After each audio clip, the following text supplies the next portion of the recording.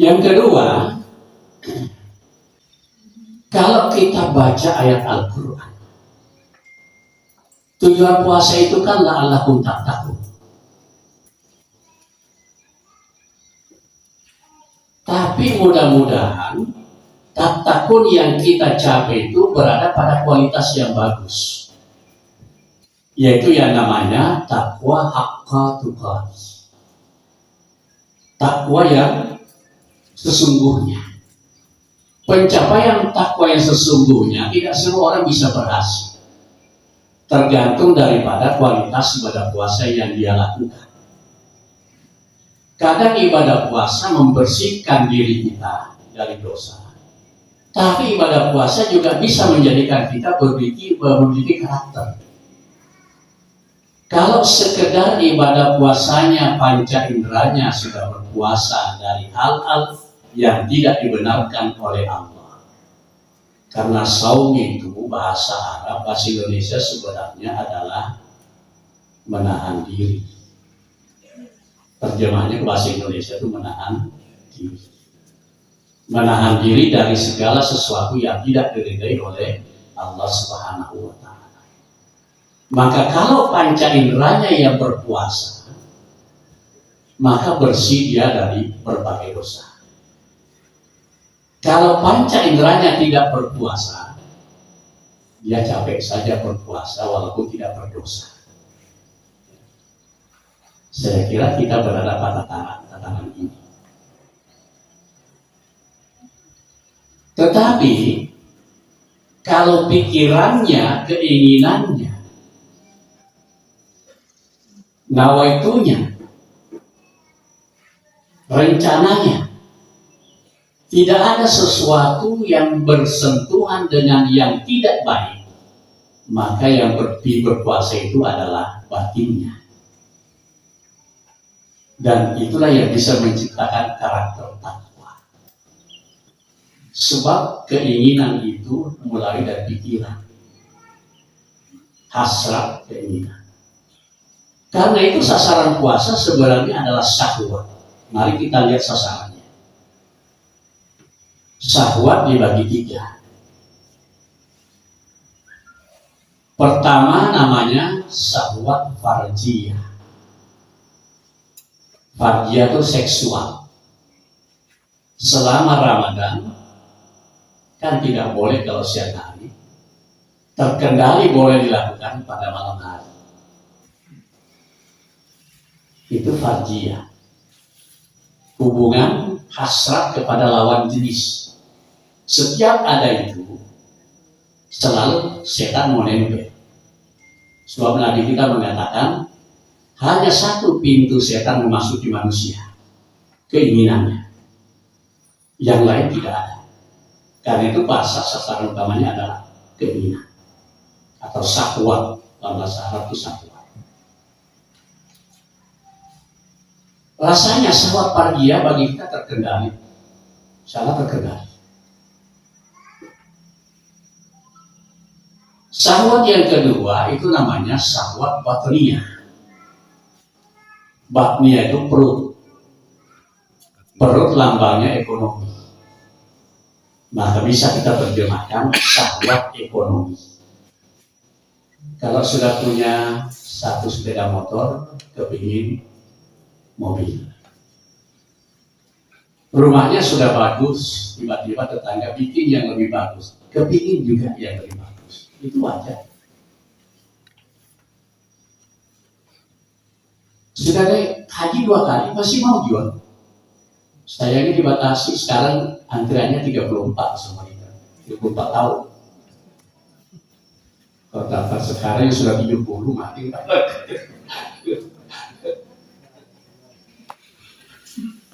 Itu syahwat ekonomi, Pak. Dibolehkan. Dibolehkan. Yang tidak dibolehkan adalah memenuhi itu melanggar syariat. Itu sudah lebih sulit diatasi dibanding farjiyah.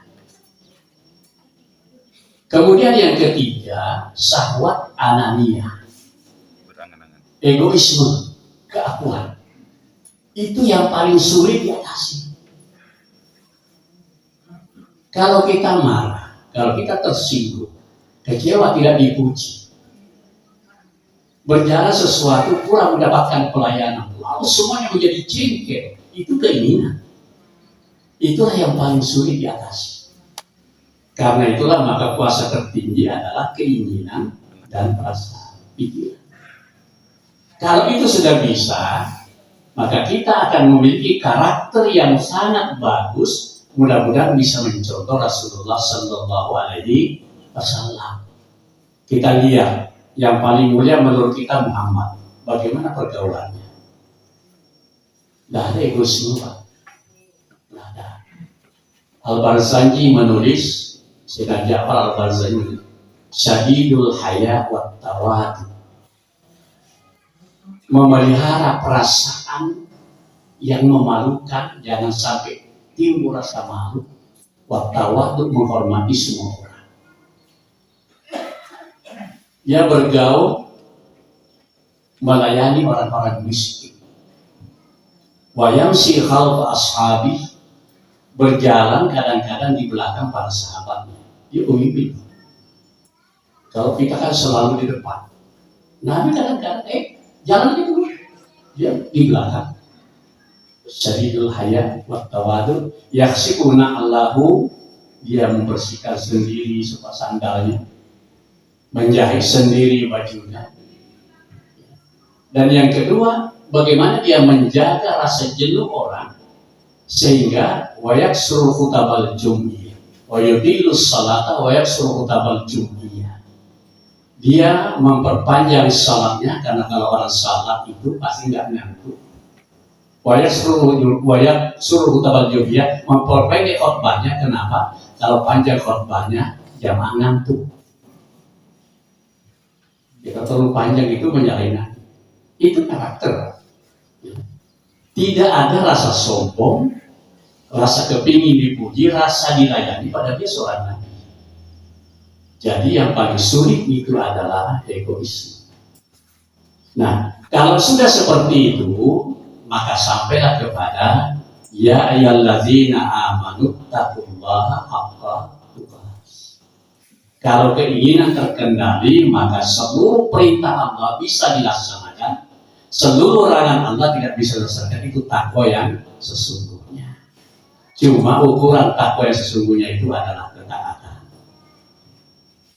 Taat kepada aturan, apapun juga aturan yang disepakati, terutama aturan dari syariat Allah Subhanahu wa Ta'ala, aturan dari Rasulullah, aturan kepada negara, aturan kepada yang disepakati bersama, itu merupakan ketaatan.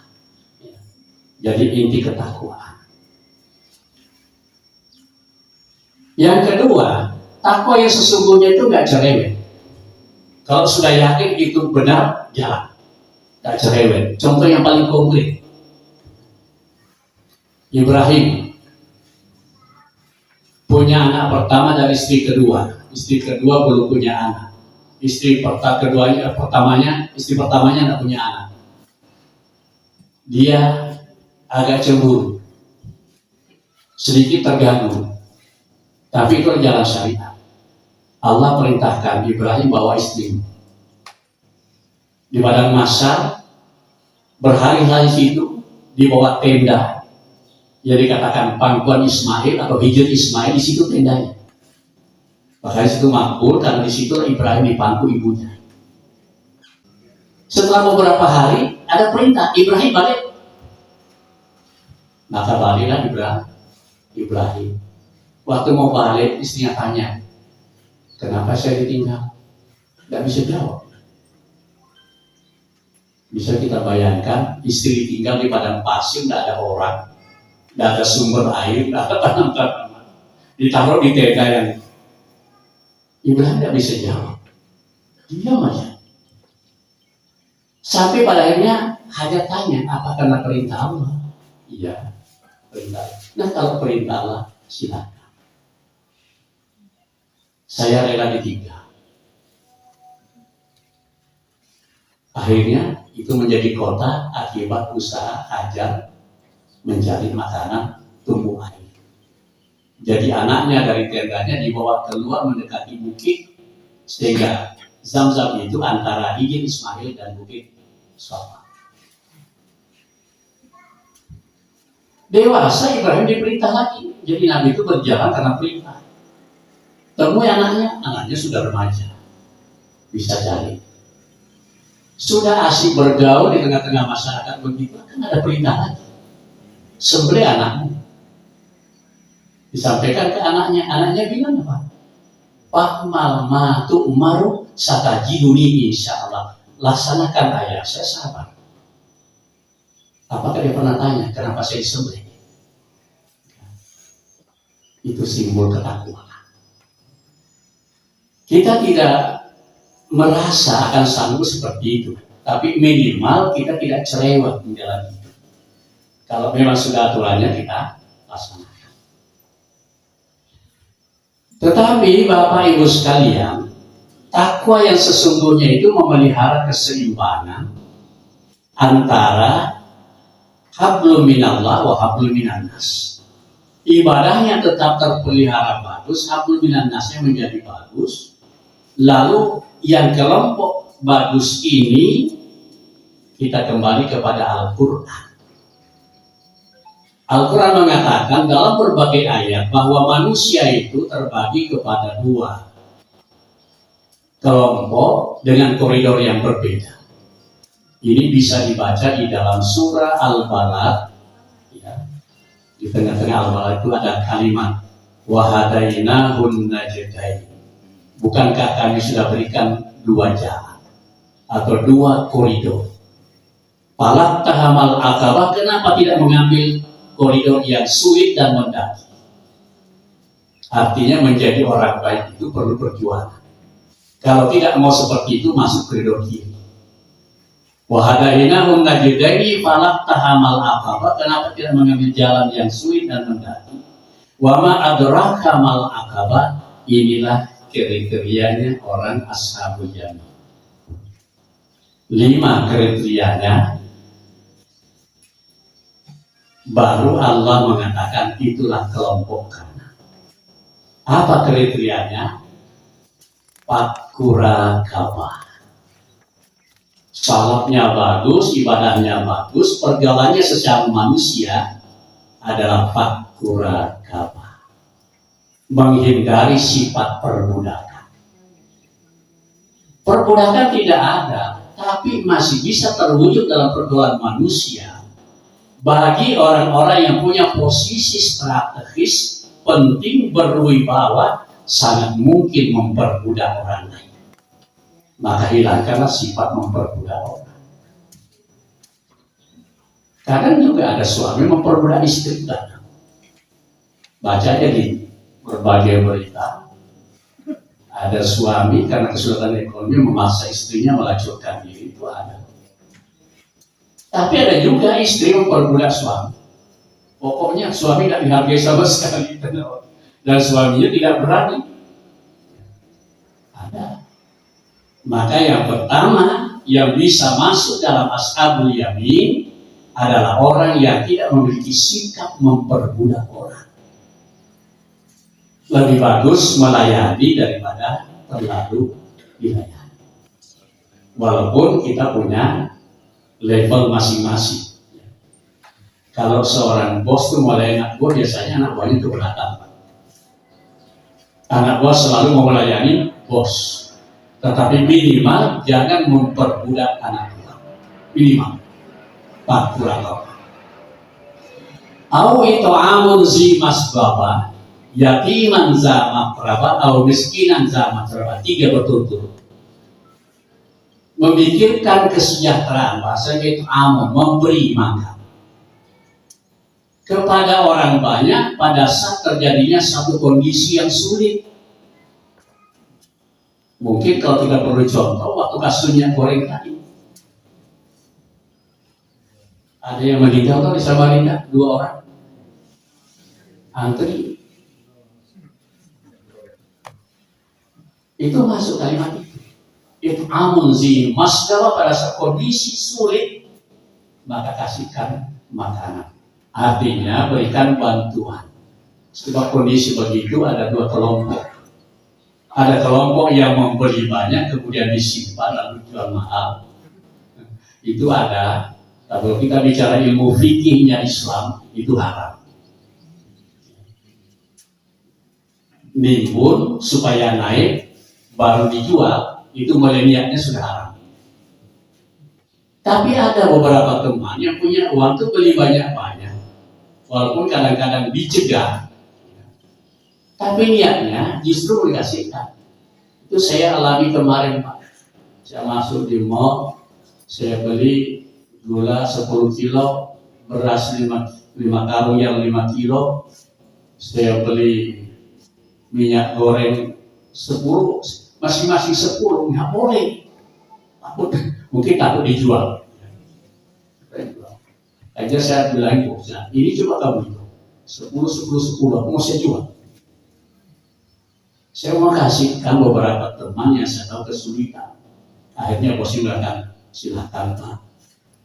Tapi memang wajar tuh kewaspadaan dari si pemilik mau wajar.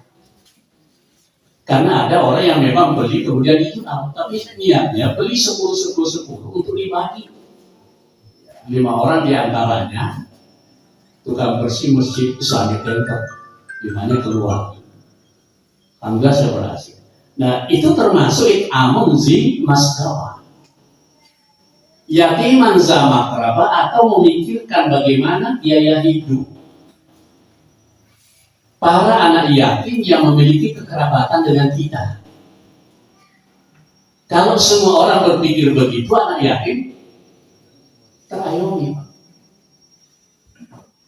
Zimas kerabat yang punya kekerabatan makrabah. Atau miskinan za makrabah, atau ketemu orang miskin yang makan pun sulit.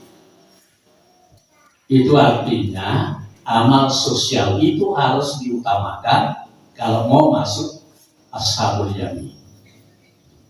Tapi 4 ini porsinya kayaknya porsi yang mapan ekonomi. Yang tidak mapan ekonominya agak sedikit. Ya, ini yang mapan ekonominya. Gimana yang tidak mapan ekonominya? Yang kelima, summa kana minal ladzina amanu wa tawasaw bis sabri wa tawasaw bil marhamah ulaika ashabul maimanah. Itulah koridor kanan kata Allah Subhanahu wa taala. Summa kana minal ladzina amanu, kemudian keadaan mereka dari orang-orang yang beriman itu wa tawasaw bis sabri wa tawasaw bil marhamah. Saling berwasiat, saling mengingatkan, saling mendukung ya, atas dasar kesabaran karena itu sulit, wal marhamah atas dasar saling menyayangi. Itulah kelompok kanan kata Allah Subhanahu wa taala. Jadi Allah sudah membagi. Ini ada koridor kanan, ada koridor kiri, terserah kita mau masuk. Salat itu dan semua ibadah kita yang sifatnya pribadi kepada Allah harus diimbangi dengan baik dengan sesama manusia. Kalau tidak, kadang-kadang ini menjadi percuma. Saya sering menyampaikan bahwa tanpa bosan-bosan menyampaikan pernah dilaporkan kepada Nabi, si fulana yang rajin sholat, yang rajin puasa, tapi tidak pernah akur sama tetangga, dan Nabi hanya mengatakan dia pindah, dia di neraka. Si fulana yang satu laporkan sahabat yang lain biasa-biasa saja, Rasulullah itu puasanya kayak kita juga, sembahyangnya sama aja, tapi kalau dia tidak ada kami cari. Dia pilih jannah, dia di surga. Jadi perlu keseimbangan. Karena itu karakter menyayangi sesama itu perlu. Nah, ini ashabul. Yang tidak seperti itu, wallazina kafaru bi ayatina ashabul mas'amah. Yang tidak seperti itu, koridor kiri.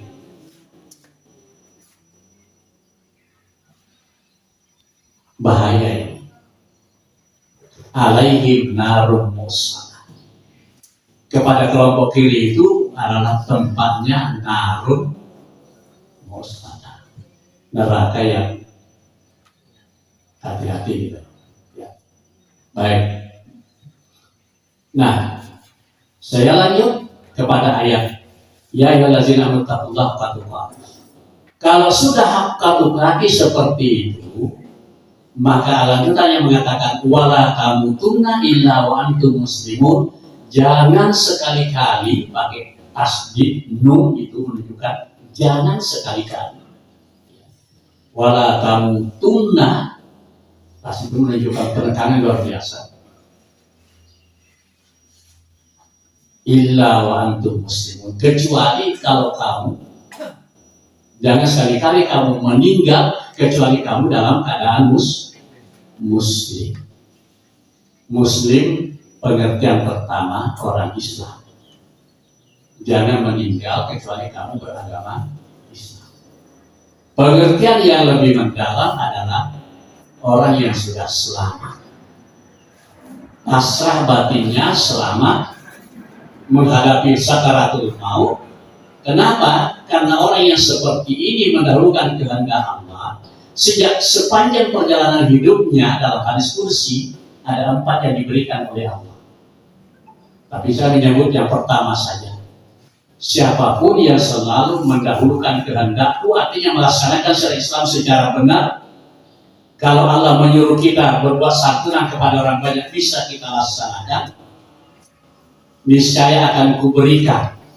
Yang pertama saja, akan kukirimkan malaikat untuk mendampingi hidupnya. Jadi kalau sudah bersih, bagus, enak sama semua orang, itu juga malaikat mendampingi kita. Dijaga, dijaga jangan berbuat dosa. Kalau fisik itu memang tidak, itu kita sendiri, tapi paling tidak batin kita, kelakuan kita terjaga. Pengawalan malaikat ini itu berujung sampai di dunia pada saat sakaratul maut. Istiqamah melaksanakan it'amun zi maskaba dan seterusnya, istiqamah di dalam kalimat la ilaha illallah, istiqamah di dalam semua ibadahnya. Malaikat Allah mengatakan tatanazzalu alaihimul malaika alla taqafu wa la tahzanu wa abshiru bil jannati allati kuntum tu'adun. Malaikat akan turun secara bergantian kepada dia sampai kepada sakaratul maut. Dia mengatakan alla takhafu, jangan takut menghadapi sakaratul maut. Kemudian jangan sedih meninggalkan yang ada di dunia. Wa abshiru bil jannati allati kuntum tu'adun, bergembiralah dengan surga yang dijanjikan kepada kamu. Maka itu dikatakan dengan husnul khatimah. Kita selalu minta husnul khatimah. Yang husnul khatimah dia mengatakan la ilaha illallah. Itu husnul khatimah. Dan kita mudah-mudahan, sebab yang mengucapkan itu sudah dijamin masuk surga. Dan Al-Quran mengatakan Allah takhafu wa la tahzanu wa abshiru bil jannati allati kuntum tu'adun. Jadi ada relevansi antara takwa yang melaksanakan semua syariat, kemudian karena amalnya banyak, meninggalnya husnul khatimah. Tidak akan husnul khatimah kalau tidak ada amal. Jadi amalnya diperbaiki. Bolehlah kita berdoa, tapi tanpa amal, tanpa baik sama orang lain, sulit untuk menjadi husnul khatimah. Walaupun mungkin saja kalau ada sesuatu yang luar biasa. Sudah 2 Pak. Ya.